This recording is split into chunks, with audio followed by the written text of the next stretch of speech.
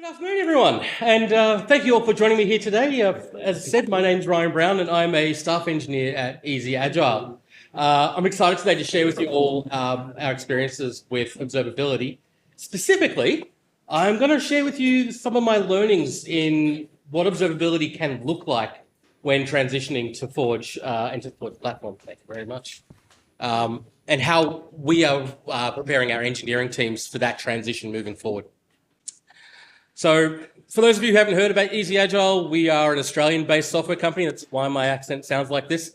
And our goal is to help organizations realize the benefits of being agile. And that's through our applications that are running exclusively on Jira. The agenda for today, well, I'll start and I'll just give a brief overview of observability and covering some of the key pillars on that. Following that, I'll talk through what observability looks like for our Connect apps and what sort of concerns and what sort of gaps we saw with Forge when we did our assessment of that. And then we'll move on to what we did to then address those concerns that we had in those gaps and what we found works in Forge, what we found doesn't work in Forge, and really go through the experiments that we had there. And finally, we'll circle back and we'll talk about what we found, what the key takings are, and I'll offer some recommendations for your own applications or your own experiments moving forward. So over the last few years, we have actually dedicated quite a lot of time and effort into making our applications as observable as possible on Connect.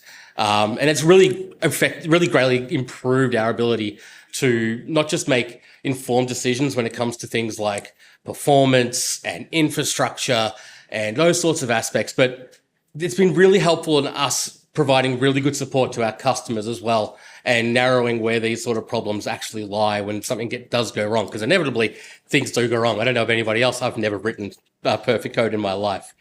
So when we talk about observability, we're talking about it being the practice of gathering and visualizing enough data to understand the health of our software systems and to enable effective issue resolution. And I like this particular one because it talks about it being not just the software, not just the code that's running in there, but about the systems that it's running in, because customers don't care whether it's just the code. If it's not running well or if it's failing, if it's the system around it, that's just as important. So it's needing to understand things like just the infrastructure that it's running on, like whether it be services, whether it be databases, all these sorts of things. So monitoring plays a big part in that. And monitoring has kind of been the way we've done that in the past, where you understand, okay, you know what and when you need to collect this information. Observability goes kind of that next step on from observability, because you want to be collecting enough information, enough data to kind of deal with the unknown. So it's really, monitoring is knowing the when and the what. Observability is knowing the why and the how. So you need to collect enough information to be able to do those sorts of investigations when things arise. It's hard because you're collecting the unknown. So you do tend to collect a lot of information for that. And also, obviously, when you find something, you want to make it presentable. So and to be able to show what these things are and show trends over time. So being able to do graphs and things like that makes a lot of help with that. But most importantly, when you get good observability, it's all about enabling your teams to make informed decisions and find problems when they come through. I know when I was working on applications back in the day, this is why observability has become so important in recent years. We were running applications that were running on 2, 3, maybe 4 data centers at most. So when something goes wrong, someone would be like, oh, Ryan, just find out what's going over here. I'd talk with IT admin and I'd say, yeah, everything's looking okay in terms of CPU. And you go onto those 4 machines, you look at the logs and you go, yeah, okay, I think I found it. It's over here. And they're all good there. Now we're talking about applications that grow at a global scale, and we're trying to be talking to like people are using this across the globe, including our applications. Our front ends have become just as thick as our back ends as well. So understanding what's actually happening on the front end has become really popular. Nothing becomes more distributed than when you start having thick front ends on top of that. So to take that sort of approach, it doesn't really make sense because we're no longer as monolithic as we used to be. It becomes daunting. You just cannot work that way anymore. So when we talk about observability, we tend to talk about 3 main pillars: metrics, logs, and traces. And each of these provide very specific insights into observability. I'll do a quick run through of each of them. Metrics, we're talking about those number-based measurements of our software. So things that like whether it be CPU and whether it be the amount of memory, whether it be number of requests or the amount of time it's taking for a request to take. These are important measures, but you don't necessarily, the number themselves doesn't have a lot of information. So you really want to be thinking about collecting extra context around that number in particular. Knowing that you have 5 errors is very different to knowing that you've got 5 errors that have occurred for this one user on this one server over the last 2 minutes. It's a lot easier to go through and to have enough information to do that, delve down and to understand that. So it's more than just the numbers, it's actually capturing the context around them as well. But metrics are incredibly important and powerful when you want to identify trends over time. If you were, say, looking at your performance over time, you could see, oh, we had a spike of performance that was going really well here, and then it became really bad over there. You can actually go through and have a look and see what changes happened around that time to try to narrow what change actually occurred to cause those sort of things in the past. I've mentioned logs already, and that's mostly because logs are like the cornerstone of observability. In fact, logs are often the very first thing that an engineer gets experience with when they talk about observability, because they'll run logs and run them on their own machines and they'll see exactly what's going on. It's not uncommon that we write console.log. Yep, there's the problem. Provide a lot more information than metrics do, because metrics are just that number with that little bit of context. These logs are really about an event that occurred, and they tell you information about that event that occurred as well as that same context as well. So it's really important to make sure that you're capturing enough information in your logs as part of what that event was. Examples of this can be the cause of an error. Like an error occurred because we're trying to call an API and the API has returned a bad response. That alone doesn't tell you a lot of information because you actually don't know what the root cause of that is, because it's that downstream API. That's where the next pillar comes into it when we talk about tracing. And tracing is all about understanding what's happening with all your systems working as a whole. So what is happening when you made that call to the API? What was the actual problem that happened over there? And being able to trace that call from this piece of software to this piece of software over here. Tracing is actually a really interesting one. It's surprisingly simple the way that it works, because basically you just have a unique identifier for a given transaction, and it just shares that identifier from one system to the next system to the next system. And then there's something that was able to look at this and goes, oh, it's the same system. These are all part of the same trace. And it puts that all together for you. These are incredibly important for you to understand what the data flows look like and what actually occurs when someone clicks on a button. Being able to click on a button and say, okay, user clicked this button, hit this system, hit this server, hit this database, and came back again. That's an incredibly great thing to show. What is really useful as well when you have good tracing is if you are able to show that identifier to an end user when something goes wrong. It's not uncommon when you use an application these days that someone gets to this and, oh, report this ID to our support. That ID could absolutely just show you exactly what happened in that trace, and you can see exactly everything that happened in that transaction that caused that error, and it takes the guesswork out of figuring out, well, which one of these many transactions actually caused this problem in the first place. Okay, enough about observability. Let's get into the problem at hand, and we'll start talking about observability on Connect and what we've got set up at Easy Agile. So at Easy Agile, we've got 4 apps out there in the market at the moment, and they're all running on our cloud platform. And we currently capture metrics, logs, and traces over all our applications. And these are all being sent to a third-party observability service. Probably asking, why did we run this on a third-party observability service? Because we need somewhere to bring all this information together and to tie it all in. We could have it so that we could just use things that are provided by the cloud platform or something like that. But the problem is that it doesn't give you that holistic view of everything that's going on, including on the UI. So being able to have this centralized place can really reduce that amount of cognitive load on your engineers as well. There are lots of these sorts of services out there as well. So whether it be commercially, you could use Datadog or New Relic. In open source, Signos is not a bad approach of doing that. And I think there's also something in the Elk stack that could be looked at on there too. On our front end, we are also performing observability as well. We're looking and collecting metrics about what's happening on our applications, what logs we got going on, and generating trace IDs on there as well. Importantly, though, when we do that, we are sending those same stats, those same measurements to the exact same service. that we were sending our back-end services to, because that means it's all in one place and we can do that correlation of that end-to-end journey that our customers are experiencing. So regardless of what platform that we're running our applications on, what's important to us when we are moving to any platform is that we need to have enough logs to be on both the front end and the back end. We want to be able to make sure that our metrics are covering not just things that are important to us in terms of the infrastructure, but also being able to measure some application-specific metrics as well. And tracing is incredibly important because it takes out a lot of guesswork in terms of knowing what actually happened when someone did something. So given all that, when we looked at Forge and what was coming up, we noticed a few gaps, and there were a few concerns that we had. First and foremost, the main compute that was available at the time, obviously that's changing, some of the things we're hearing now, but at the time, Forge Functions was really the only compute option that we had out there. And there was really no indication as to how well tracing would work, because a lot of these tracing libraries and stuff all are built to be pretty standard, and Forge can be very specific in the way that it does its own communication out, remotes and things like that. So how well would tracing work in an environment like that? Is it possible to define custom metrics when we're working in Forge?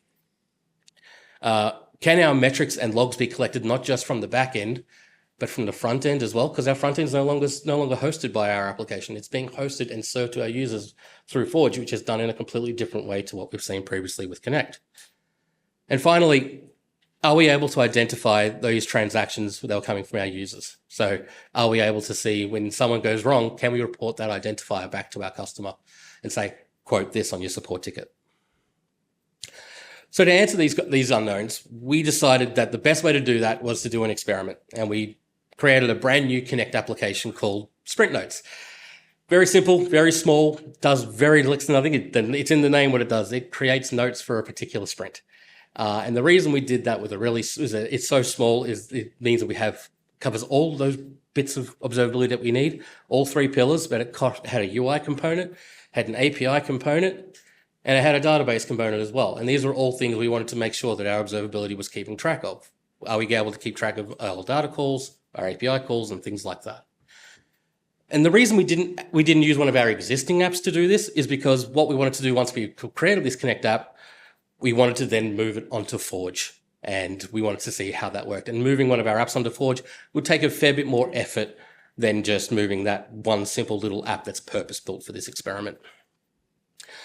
But just moving it to Forge, which could just be as simple as using Connect on Forge, wasn't really enough. We wanted to understand what was this going to look like long term. So what this would look like as we progress this application over time, as it evolved.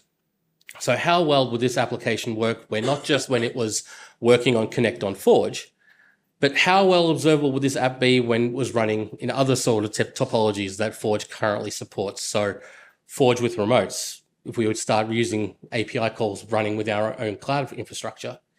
Or if we ran this completely Forge native, what does observability look like then?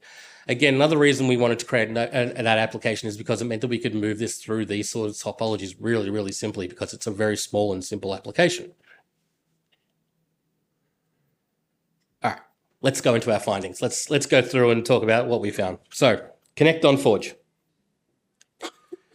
When we first moved this into Connect on Forge, all we did was we used the command line interface to generate the manifest file and see what came out as by putting it through. Now, our application is still a Connect application. Oh, I'm on the wrong screen. There it is. So the Connect application is this part here, and it is very much exactly as it was before. We've got our Connect server, and it's storing data in a Postgres database, and we've got a React front end that's also hosted in there as well. We've got our observability service, which we are sending all of our measurements to, and obviously we're integrating with Jira. The big thing that changed with this architecture is this guy here, is that we just set up the manifest, and we had Forge was doing the Connect integration for us into the application. So really no more changes other than just creating the manifest and deploying the application compared to where it was before.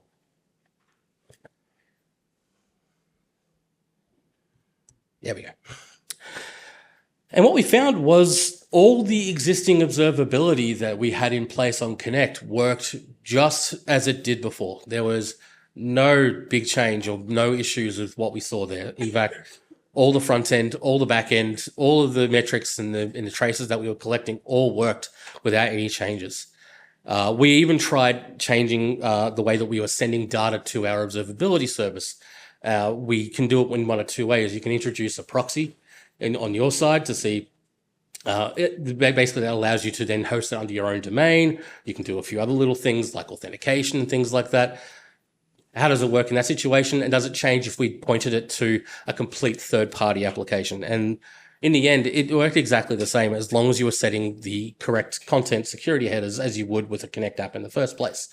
As long as these things are all set and happy, everything just worked out of the box.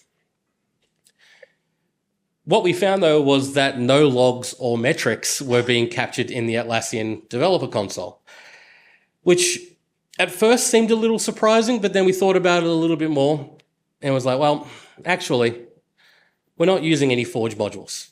We're just using Connect, but running it through Forge. So that makes sense. It's not going to be showing any logs because we're not showing any, not doing any Forge computing. So the logs aren't showing up there, and the metrics are all around Forge modules. So there wouldn't be any metrics for that neither.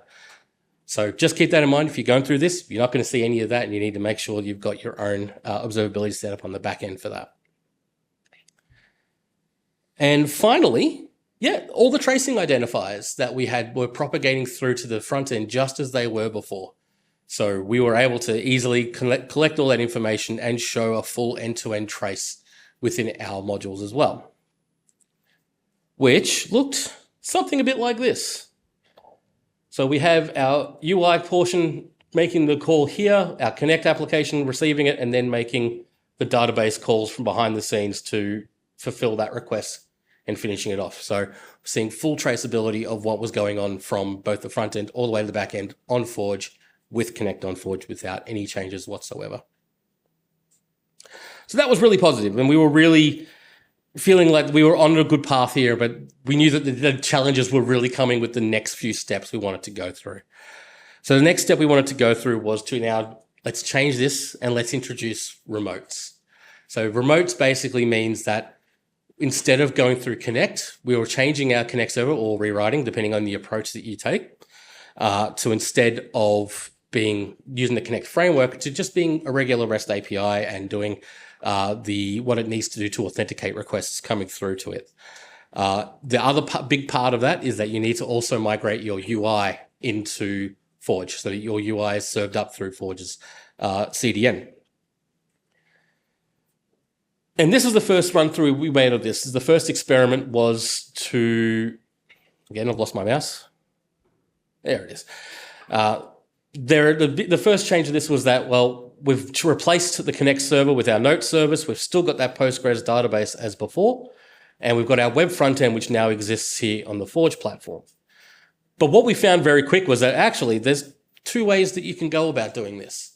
You can either run your remotes through a Forge function and call that function from your UI, or you can call the functions directly from UI. And it was important to us to do this, to try both attempts of doing that, mostly because we want to see, is there a difference in observability depending on which approach we take for our future applications? So we actually broke Forge remotes into two experiments. The first one was doing it through Forge functions, and the second approach was actually doing it direct from the UI, which very little change between what we had there.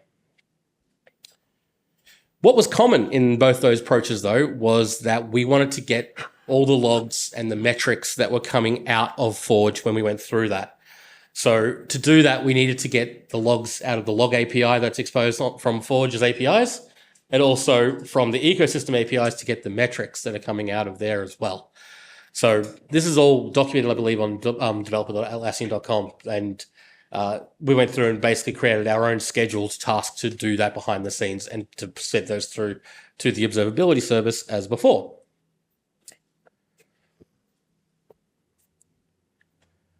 Our findings when we ran this was that in both cases, the front end and back end observability was able to be worked through just fine. We were able to connect metrics and logs, and some of the traces were coming through as well. And I'll get into that in a second.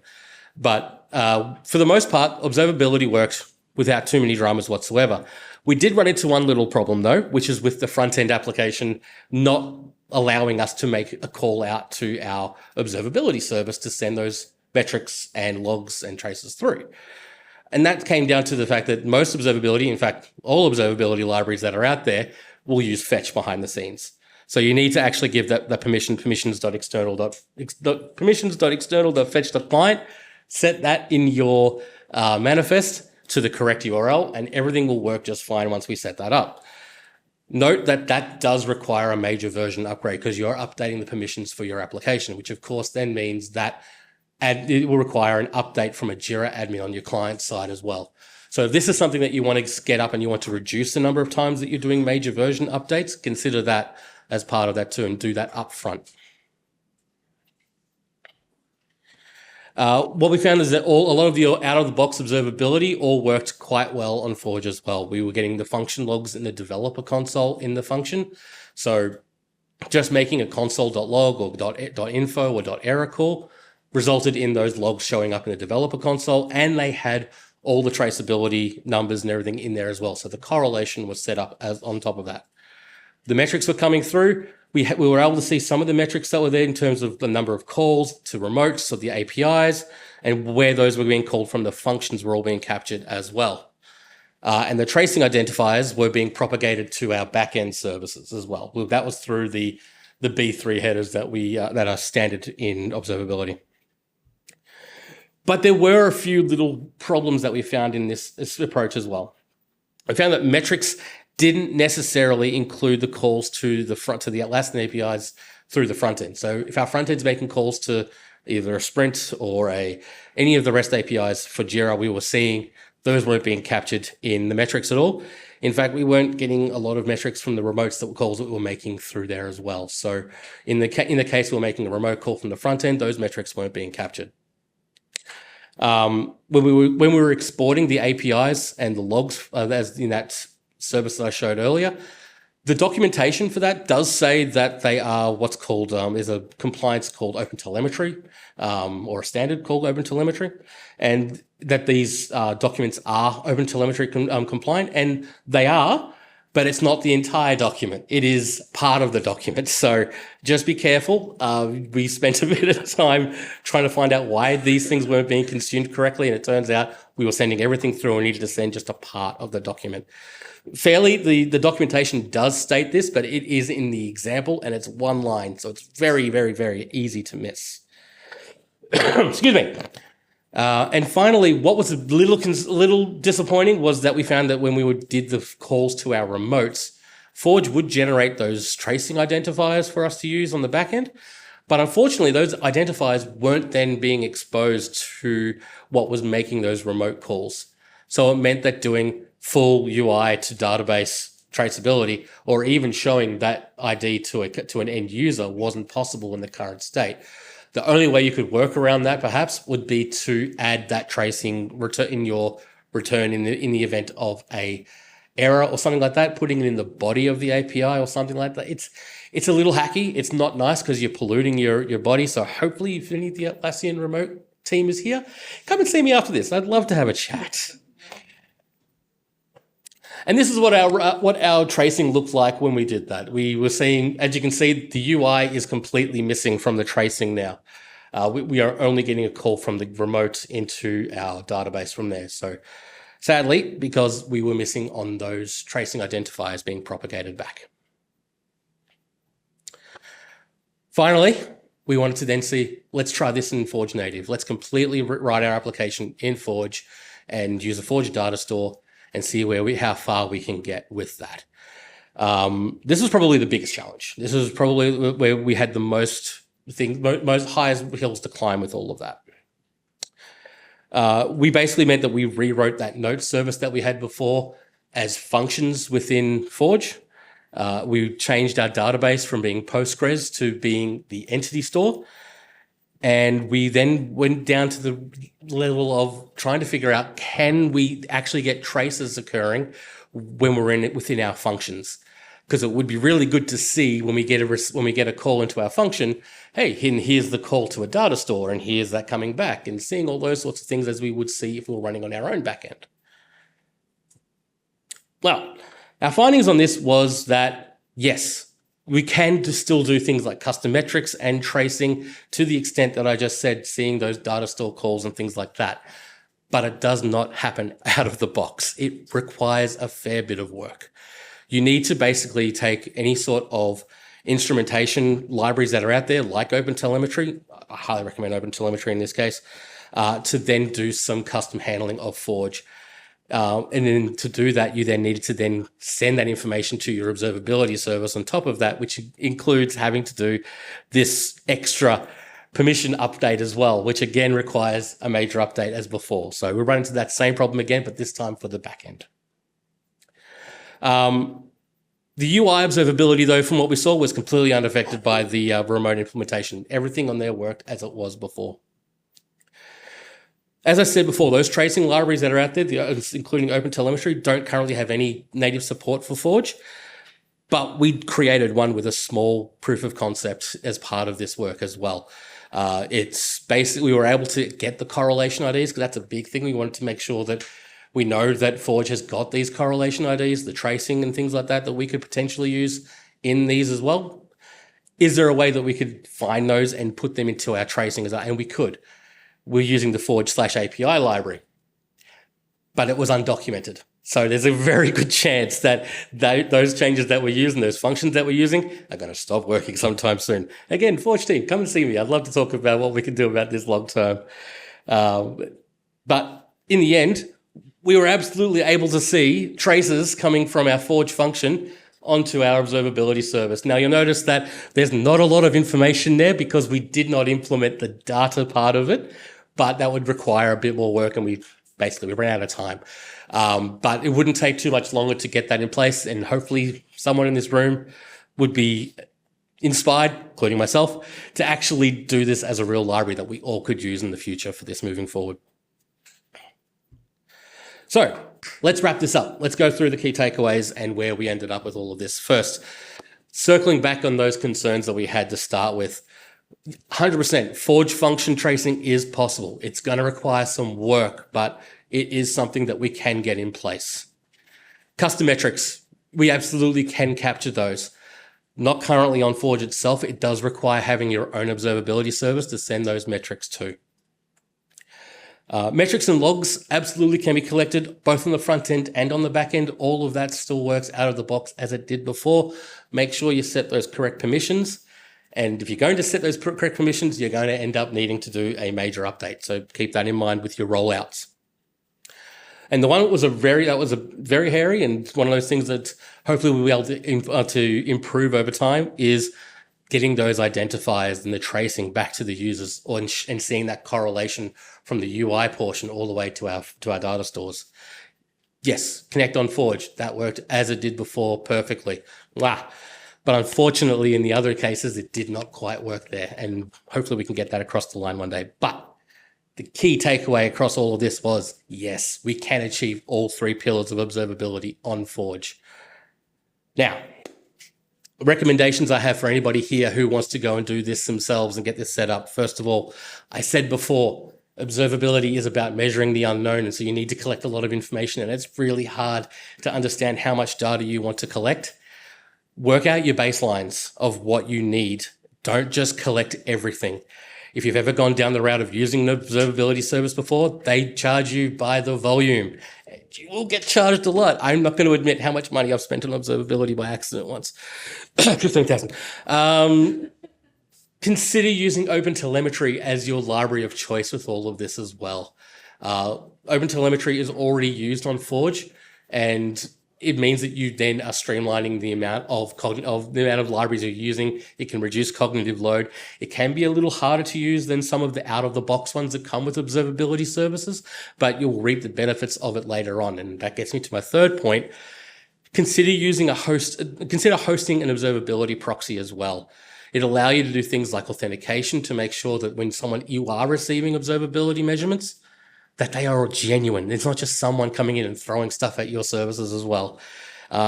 You've got these additional context that you can add to it as well. If you know that based on the request coming through, you can add some extra information at that point. And it's a last chance to do any redacting in case there's any sensitive information you want to get rid of as part of that. But what's really handy is if you couple that with using OpenTelemetry, you actually, on the Forge side, both the front end and the back end, actually don't know what your observability service is. It's completely decoupled from what's actually consuming your information. So you could, if you ever needed to, change providers and you would not have to change your permissions. It would just be as it was before, and you won't have that major version impact that you did before. And that is it. Thank you all very much for this today. I'll be here all week, so if anyone wants to pull me aside for a chat, I'm more than happy to go into more detail about this stuff. Those experiments that I spoke about, I am working on making those open source and being able to get into a state that I can share with everyone.